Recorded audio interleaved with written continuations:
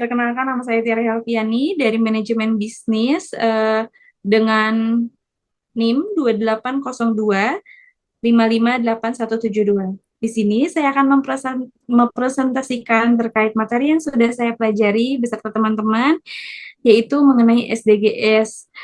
Di sini saya mengambil tema mengenai Jaklingko, yaitu pemanfaatan Jaklingko untuk mendukung SDG 9 dan SDG 11 terkait integrasi transportasi untuk meningkatkan kualitas hidup di masyarakat.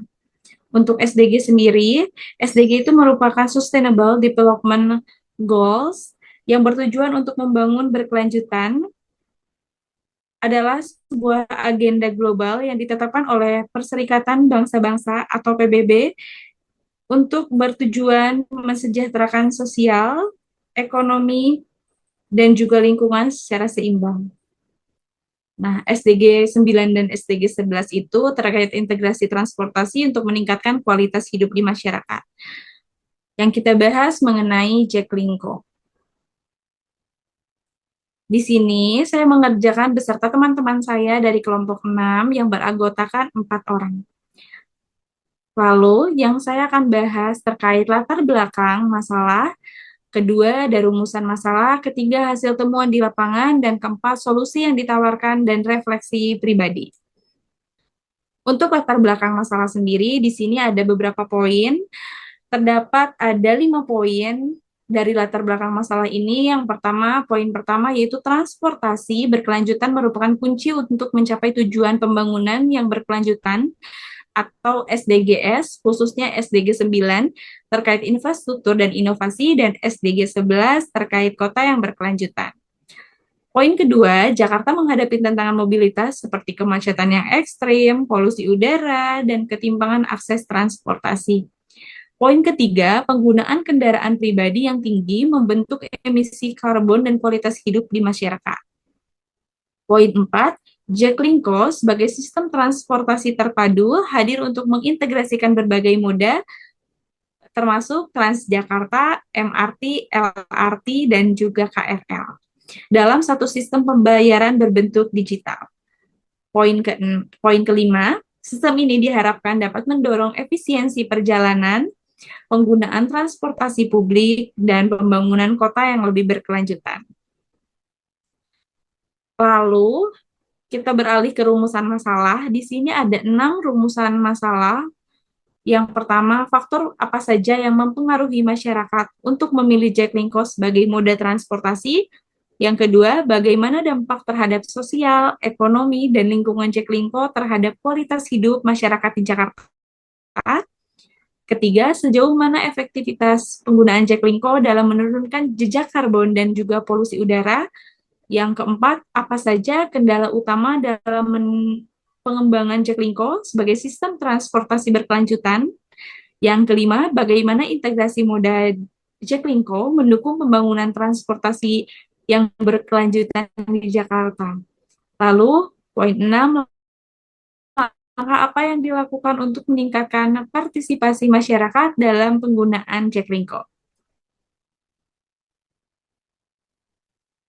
Hasil temuan di lapangan dengan melakukan wawancara dengan salah satu narasumber yaitu pengguna dari Jaklingko. Temuan positifnya, pembayaran terintegrasi membuat perjalanan lebih efisien dan hemat biaya. Pembayarannya yaitu menggunakan kartu seperti e-money, Flash. Lalu integrasi antar moda mengurangi ketergantungan pada kendaraan pribadi dan berkontribusi terhadap penurunan kemacetan dan juga emisi karbon di Jakarta. Kendala yang ditemukan dari hasil wawancara atau temuan di lapangan itu, beberapa halte kurang terawat dan waktu tunggu yang tidak menentu, minimnya informasi rute dan jadwal yang real time, lalu cakupan layanan belum merata. Karena sebagian wilayah di Jakarta belum terjangkau, jadi warga harus menggunakan ojek atau kendaraan pribadi untuk ke titik transportasinya. Ada solusi dan refleksi pribadi. Di sini solusi yang diusulkan, yang pertama digitalisasi informasi transportasi menyediakan jadwal dan rute yang real time melalui aplikasi resmi Jaklingko, jadi memudahkan untuk para pengguna Jaklingko dengan cara mengakses aplikasi resmi Jaklingko dan melihat jadwal dan rute yang real time. Kedua, perbaikan infrastruktur halte, perbaikan dan penambahan fasilitas halte agar para pengguna Jaklingko lebih aman, nyaman, dan juga bersih.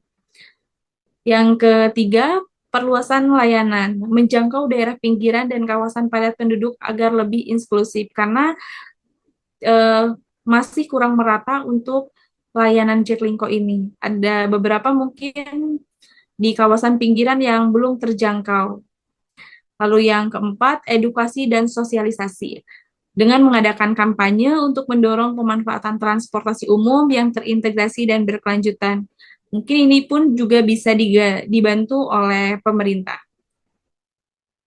Refleksi proyeknya, pemanfaatan Jaklingko menuju kota yang berkelanjutan. Ada pengalaman yang berharga, proyek ini memperluas wawasan kami sebagai pelajar dan warga kota yang peduli terhadap pembangunan yang berkelanjutan. Terutama saya sendiri, saya pribadi yang bekerja di Jakarta sangat memberikan pelajaran bagi kita dan sangat bermanfaat juga. Terus ada fokus di SDGs 9 terkait infrastruktur yang inklusif, SDGs 11 yaitu terkait kota dan komunitas yang berkelanjutan. Lalu pembelajaran utamanya menghubungkan konsep keberlanjutan global dengan tindakan nyata di tingkat lokal. Penerapan prinsip dan interaksi langsung dengan masyarakatnya melalui observasi dan wawancara ini, kami jadi memahami bahwa teknologi dan kebijakan hanya efektif jika didukung oleh kesadaran masyarakat. Skill yang terasah yaitu komunikasi efektif, manajemen waktu dan tanggung jawab, lalu problem solving kolaboratif. Nah, nilai yang tertanam pada proyek ini menumbuhkan kepedulian terhadap isu sosial dan juga lingkungan, dan menegaskan bahwa peran pemuda sangat penting dalam perubahan menuju masa depan yang berkelanjutan. Terima kasih ya dari saya pribadi dan teman-teman yang percaya bahwa transportasi bukan hanya soal perjalanan, tapi juga mengenai tentang masa depan. Terima kasih.